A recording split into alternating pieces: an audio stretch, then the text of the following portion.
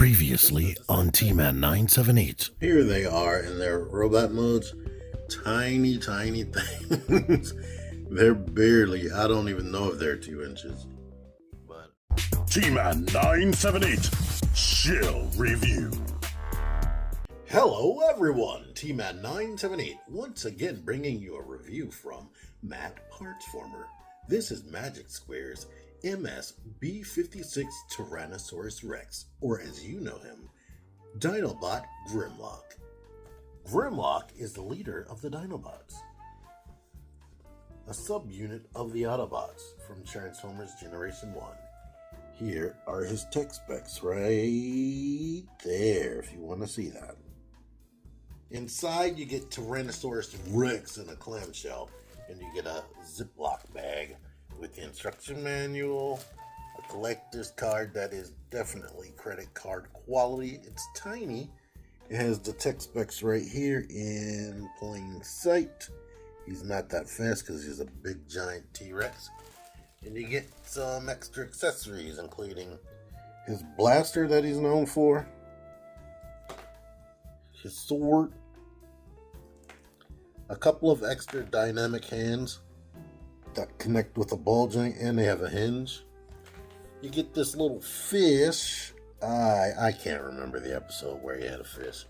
Maybe it's from the episode where he was cooking, but they don't have the cooking set. You get this crown, just straight up plastic, and you get the other hand, of course. Here's Tyrannosaurus Rex out of the packaging, looking plain AF. He definitely needs an Autobot logo. Definitely. They went super duper cartoon accurate, and that means he is smooth as can be, smoother than normal.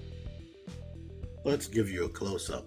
Normally what I'm used to, even if it's not accurate to the cartoon, every other company that makes Dinobots that look G1 like this, they fill the outer body with so much detail, so much sculpt.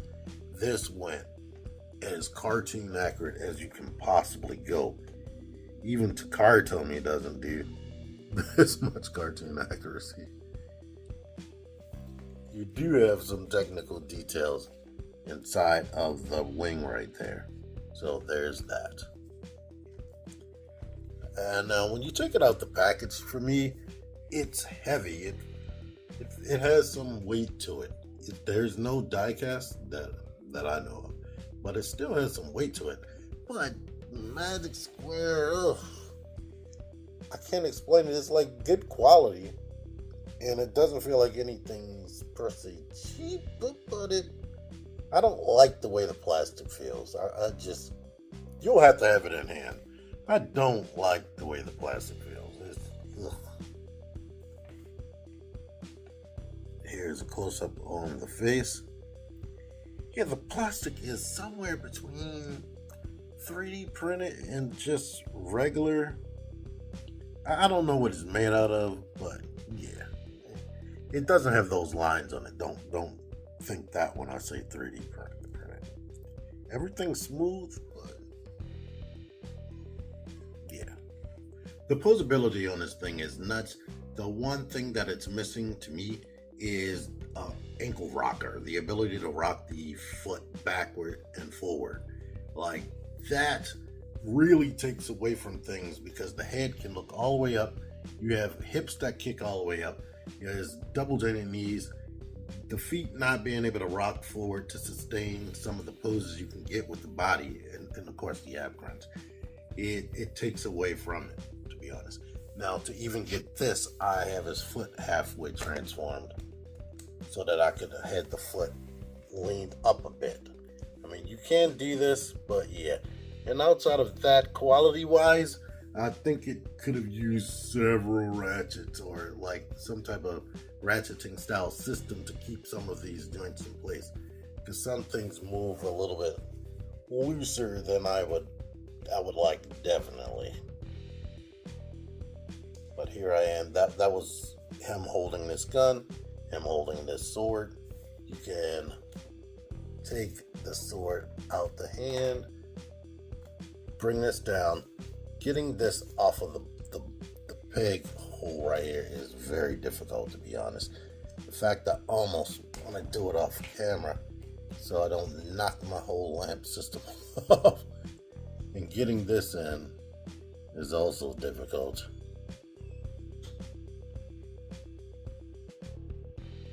But yeah, I wanted to actually show me doing it. But that is definitely difficult. If you want, you can have that claw forward like that. Not so much this one, but the one on the bottom. So now you can get into a pose with the arm out. I like dynamic hand poses. If you want to move the hips forward, you got to spread that out first and then get into it. But yeah. Alright, the crown is keyed at the bottom. They have wider ones right here because it looks the same all the way around, but the wider ones go on the side so that it can fit on his head right there. So there's that. Stay tuned, folks.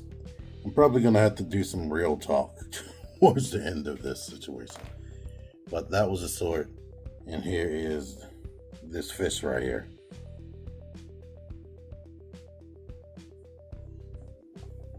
The fish is very detailed for a cartoony fish. Only thing messed up with it is this little situation going on right there. That looked like it was supposed to be smoothed out, but it was painted. Let's get this articulation out the way. The head can look all the way up due to the neck design. I like that. It doesn't give him an actual neck, but I like that ability. The head doesn't really tilt, but it rotates. The arms can go out 90 degrees and rotate. This is a stiff joint. You get like a butterfly joint right there because of the transformation that does all this. The arm bends over 90 degrees. The wrist, this wrist right here is on a hinge to go in and out. Well, mostly out and rotate. The other hand right here, it rotates mostly. It's on a ball joint, so you get a little bit of wiggle. The waist rotates. The wings are capable of coming back some. They still hover above the arm a bit. They go up that way, they come down all the way because of transformation. Of course, this head can rotate, unfortunately, for me doing robot mode. But you get this ab crunch joint, this floating hinge that they love to make. But it does ab crunch. The legs can go out to the side that much unless you lift up this panel. Then it can go all the way out. It can go back to there. There is no butt flap thing. It can come forward on this situation. I really like that. So you can kick up more than 90. You get thigh rotation. You get double jointed knees. You get basically, let's see, you get that much bend without using the double joint. So you get straight flat. But we can push this joint all the way back here and go up. You get a swivel because of the transformation, and ankle pivot is looking like that.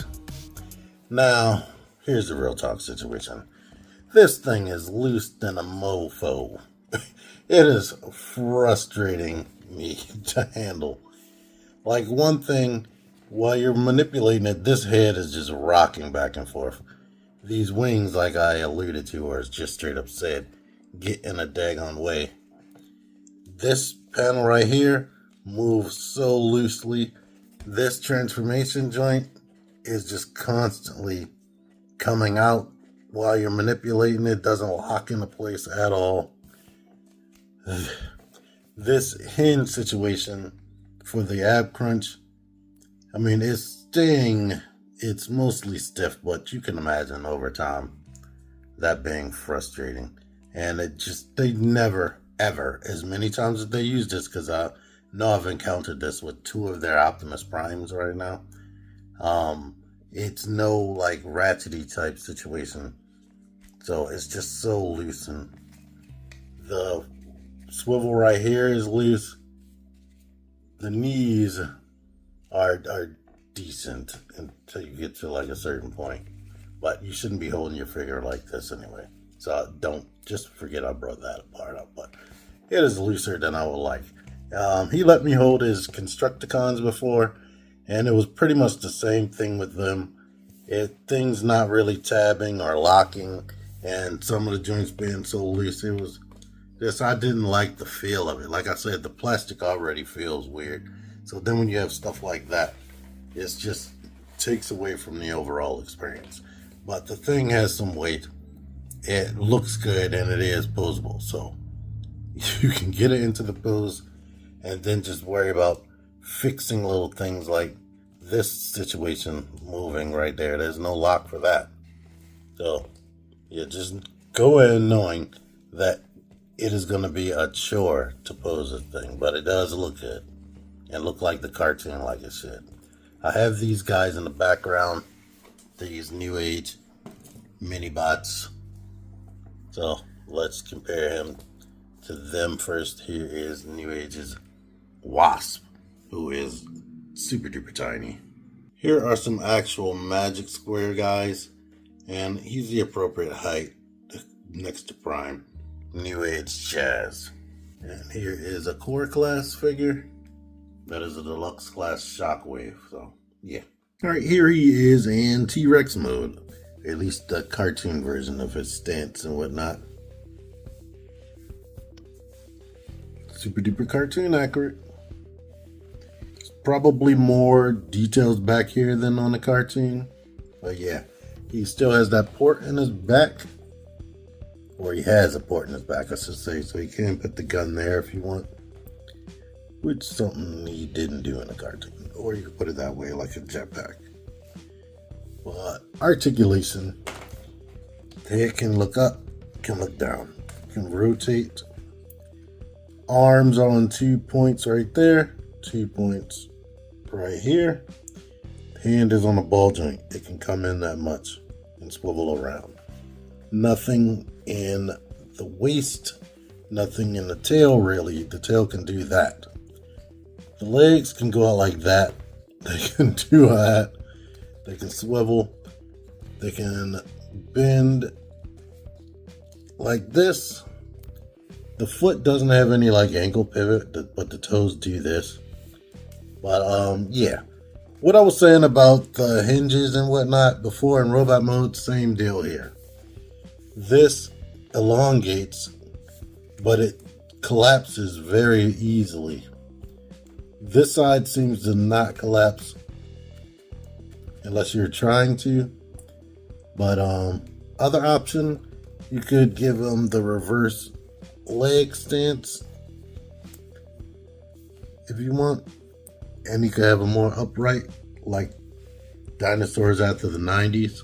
Oh yeah, he can open his mouth like that wide, and it has this pull down thing right there where I guess you could port fire in lieu of not having fire. Here we go with the knife. But yeah, he doesn't have ankle pivot, and this is such a loose joint. It's constantly doing that on me when I'm moving it around. He doesn't have any like thumb, but you can get him to hold this fish if you try. There we go. And maybe he jumped in the water to grab the fish. There you are. No other weapon storage. You have to have his little regular handle holding hands to transform him.